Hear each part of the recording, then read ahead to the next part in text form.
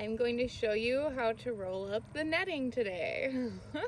So right now you're actually positioned on part of our forklift, and this is a fork arm that's coming out here, and it has one of these long 4-foot PVC tubes on it.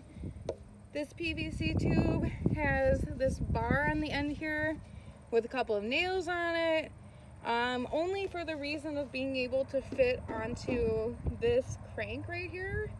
So this crank has a piece on here, a male piece that fits into the PVC tube, and there's also nail holes on this crank so that these, or I guess screw holes, so that these screws can fit in there.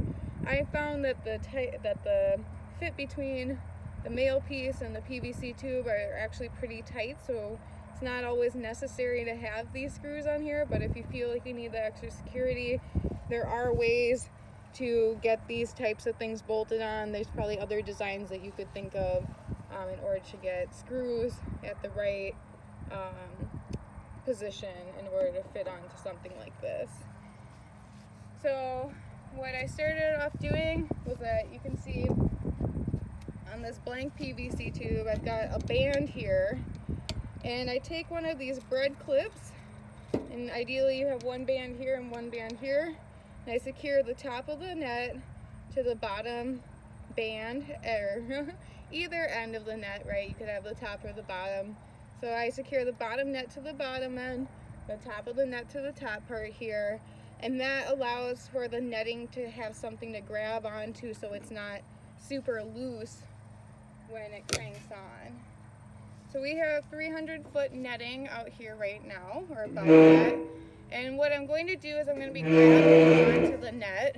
And ideally this is done with one person at the end holding things taut and another person cranking at the side here. But if you don't have a second person and it's not a windy day, you can give it a go yourself. So you can start just cranking this out, and I kind of just like go back and forth with my hand here, making sure that the net is making good contact and not falling to one end or the other. That's a big reason why you usually do this with two people. If it's a windy day, the net can just kind of keep migrating. With this netting here, you can probably fit about 10 to 12 nearly 300-foot length nets on here.